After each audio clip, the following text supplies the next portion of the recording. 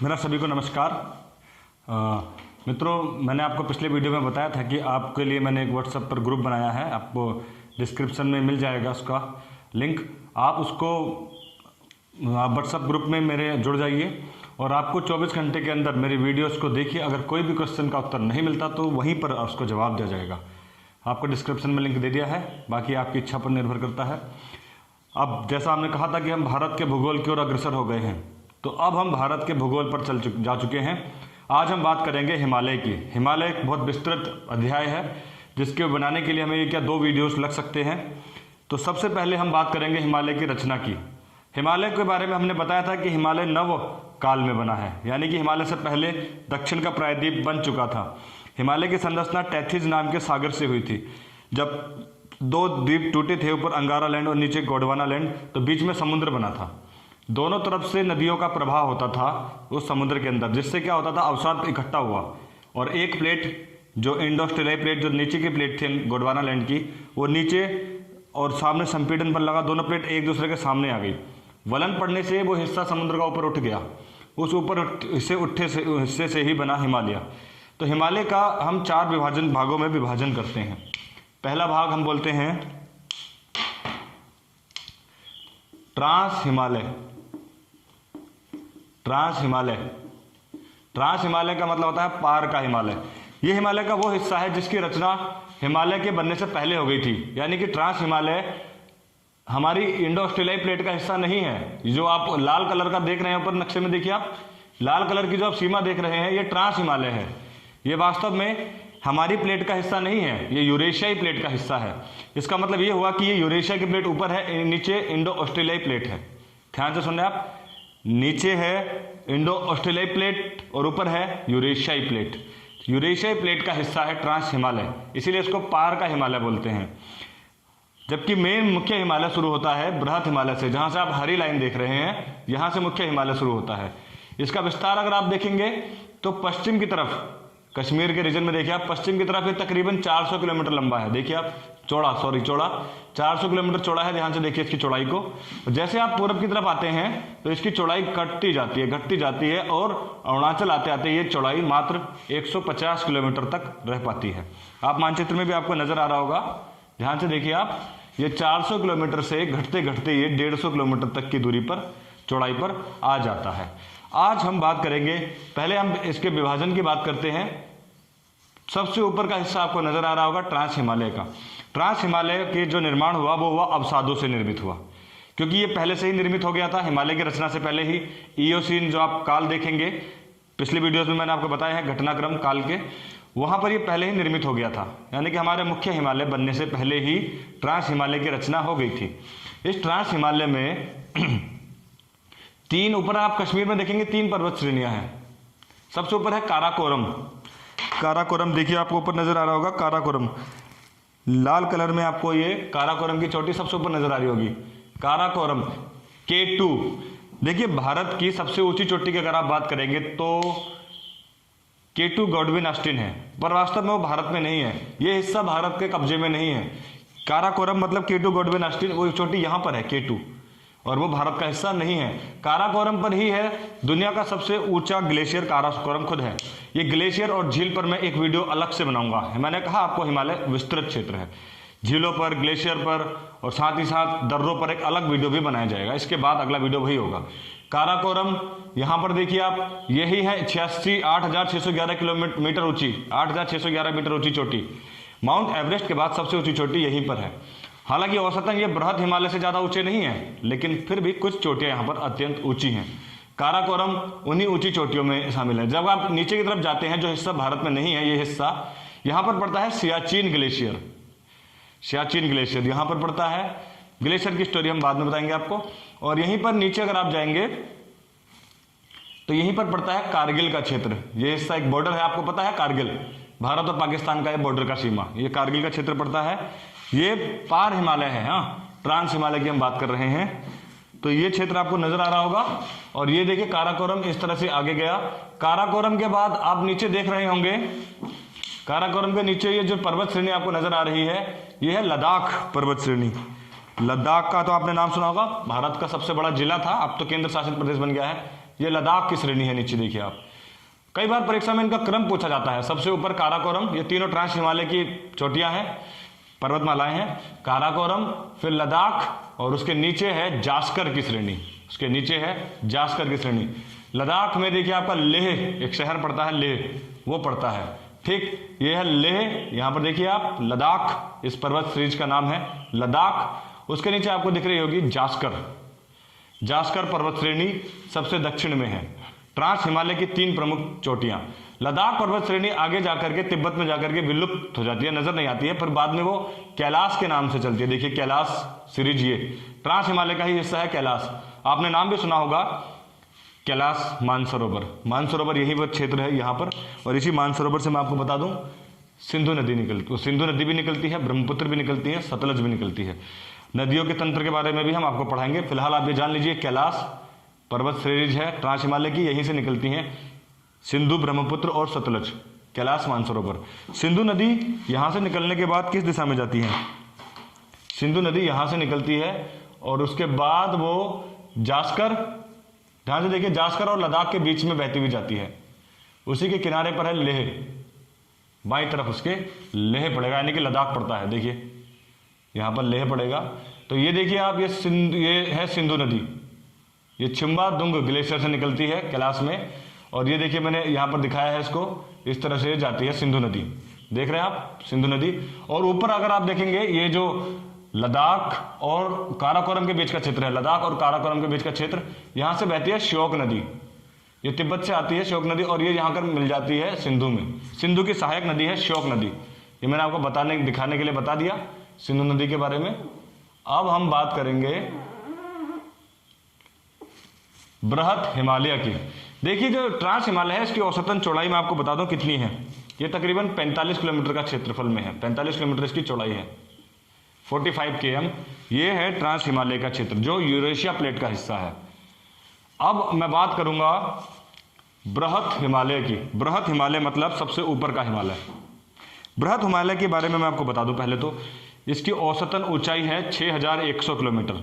मतलब आप समझ रहे हैं, यहाँ पर सारी चोटियाँ, चाहे वो नंगा पर्वत हो, नामचा बरवा हो, माउंट एवरेस्ट हो, अन्नपूर्णा हो, नंदा देवी हो, बंदरपूछ हो, सारी बड़ी बड़ी चोटियाँ बृहत हिमालय के अंतर्गत ही आती हैं। ये बृहत हिमालय, इसकी औसत, अब देखिए बृहत हिमालय के बारे में मैं आपको बता दूं, बृहत हिमालय की औसत ऊंचाई है 6100 मीटर। समझ रहे हैं आप, 6100 मीटर की इसकी औसत ऊंचाई है बृहत हिमालय की। और बृहत हिमालय की 6100 मीटर ऊंची चौड़ाई, जो ऊंचाई है, इसी के अंदर निहित है संसार की सबसे ऊंची पर्वतमालाएं। देखिए पश्चिम से अगर मैं शुरू करूं, भारत के नंगा पर्वत, ये भारत का कंचन, देखिए सबसे बड़ी पर्वतमाला है माउंट एवरेस्ट।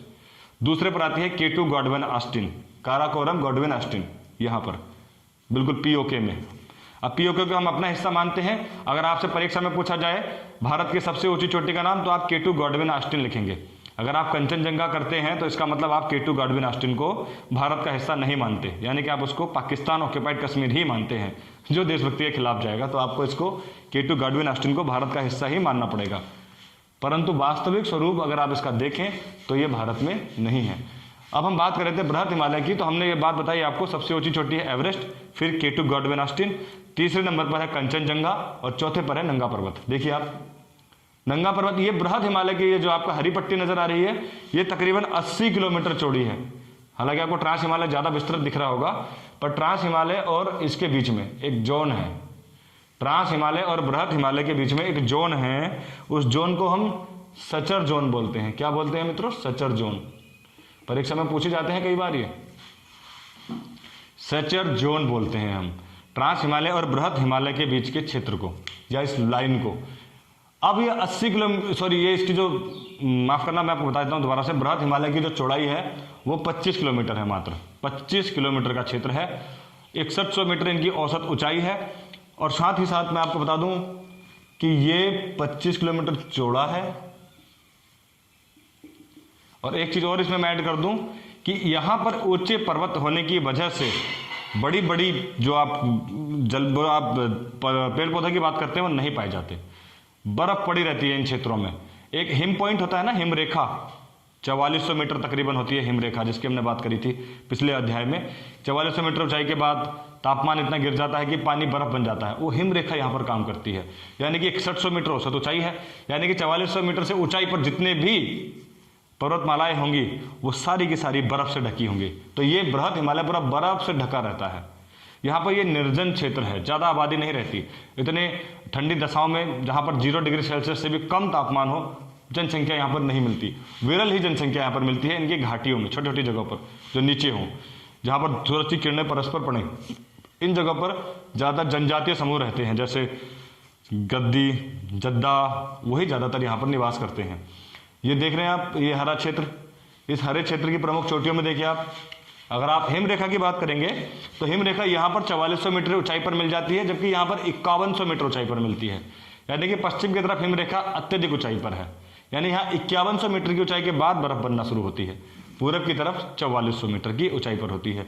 अच्छा, एक बात और मैं बताऊं कि ये क्षेत्र, इस क्षेत्र में बहुत कम वर्षा होती है। अगर आपसे पूछा जाए कि हिमालय के किस क्षेत्र में सबसे कम वर्षा होती है, तो आपका उत्तर होगा बृहद हिमालय, क्योंकि यहाँ पर जब मानसूनी पवनें आती हैं तो नीचे से रुक जाती हैं। नीचे का जो लघु हिमालय है वो उन पवनों को रोक देता है, वहीं पर बरसात हो जाती है। और ऊपर से ट्रांस हिमालय, ऊपर से आने वाली पवनों को ट्रांस हिमालय रोक देता है, इसलिए इसको आंतरिक हिमालय भी बोलते हैं। चारों तरफ से घिरा है। अत्यधिक ऊंचाई होने के कारण इतनी ऊंचाई पर बादल भी नहीं मंडराते, जिस वजह से यहाँ पर वर्षा कम होती है। उसी का एक उदाहरण है कि लद्दाख, भारत में सबसे कम वर्षा वाला क्षेत्र लद्दाख कहलाता है। ध्यान से आप नोट भी करते जाइए, भारत का सबसे कम वर्षा वाला क्षेत्र लद्दाख है।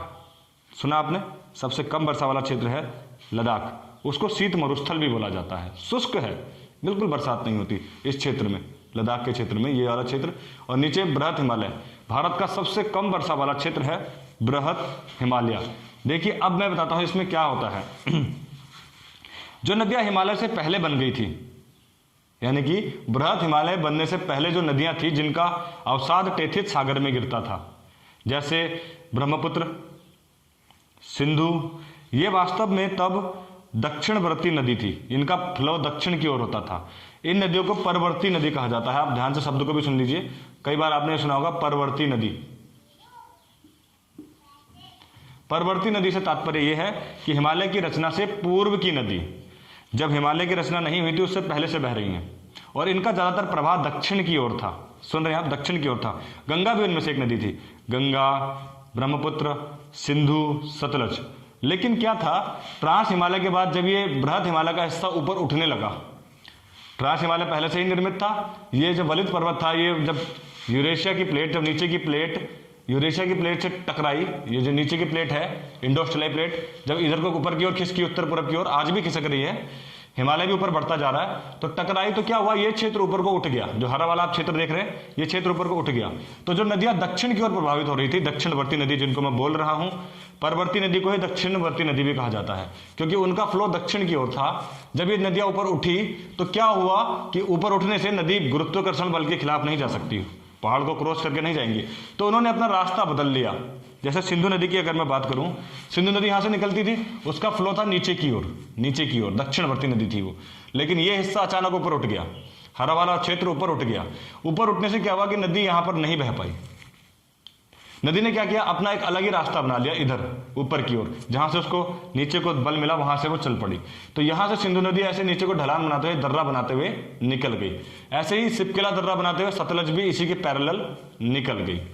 तो आप समझ रहे हैं, इन क्षेत्रों में दर्रों का निर्माण नहीं हो पाया है। ये पूरी संलग्न पर्वतमाला है, पूरी चोटी है फैली हुई। जैसे आप नीचे देख रहे हैं थोड़ा गैप है, इसमें बिल्कुल गैप नहीं है, ये बिल्कुल यहाँ पर दर्रे भी नहीं है। इस क्षेत्र में जरूर दर्रों का निर्माण हुआ है, लेकिन दर्रे यहाँ पर ना के बराबर है। बृहद हिमालय में दर्रे नहीं है। ध्यान से आप बातों को सुनते जाइए। पूरे क्षेत्र में आप देखेंगे संलग्न है, बिल्कुल जगह ही नहीं दी है। हिमालय की इतनी ऊंची ऊंची चोटियां हैं 6100 मीटर ऊंचाई वाली, कि नदियां भी नहीं बह सकती, इतनी ऊंचाई है यहाँ पर। और आदमी भी यहाँ पर दर्रे क्या बनाएगा, जा ही नहीं सकता। पूरा क्षेत्र ये देखिए आप, पूरी संलग्न चोटियां हैं, ऊंची ऊंची है। इन चोटियों में आप देखिए नंदा देवी, इसके पश्चिम में आप बंदरपूछ भी है, जहां से यमुना निकलती है, यमुना नदी। अन्नपूर्णा, ये नेपाल की नदी है, अन्नपूर्णा नेपाल में है। ये धौलागिरी, ये भी एक चोटी है ऊंची। ये है मसालू, मसालू है, ये बहुत ऊंची चोटियां हैं, ये नाम से बड़े आपको नेपाल की है, अजीब लग रही होंगी। इधर है माउंट एवरेस्ट, संसार की सबसे ऊंची चोटी माउंट एवरेस्ट, देखिए आप, नेपाल में है। उसके नीचे है मसालू। एक्चुअल में क्या था कि माउंट एवरेस्ट को सबसे ऊंची चोटी माना ही नहीं गया था। पहले मकालू को सबसे ऊंची चोटी मानते थे, क्योंकि mount Everest K2 Godwin Austen को, क्यों, उसकी वजह थी। माउंट एवरेस्ट के पश्चिम में आप देखेंगे मसालू है, पूरब में देखेंगे मकालू है, नीचे देखिए मकालू है। तो उससे क्या था, पूरब में आप देखेंगे तो मकालू है, उससे क्या हुआ कि ये माउंट एवरेस्ट नीचे बीच में छुप गया, लोगों को पता ही नहीं चला। फिर एक दिन क्या हुआ, एवरेस्ट नाम के एक पर्वतारोही इस चोटी पर चढ़ गए। जब वो इस चोटी पर चढ़ गए तो उन्होंने देखा कि उस ऊंचाई से दो छोटी चोटियां नीचे दिख रही हैं। तो उनको पता चला कि एक मकालू है, एक मसालू है, और बीच में मैं सर्वाधिक ऊंचाई पर हूं।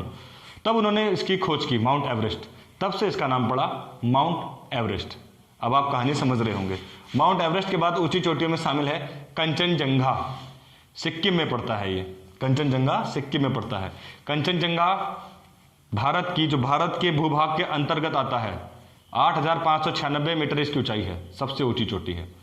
K2 गॉडविन ऑस्टिन जरूर भारत का है, पर वो POK ने ऑक्यूपाइड कर रखा है, पाकिस्तान ऑक्यूपाइड कश्मीर। और भारत के अपने भूभाग क्षेत्र में सबसे ऊंची चोटी है कंचनजंगा। देख रहे हैं आप, कंचनजंगा यहां पर है।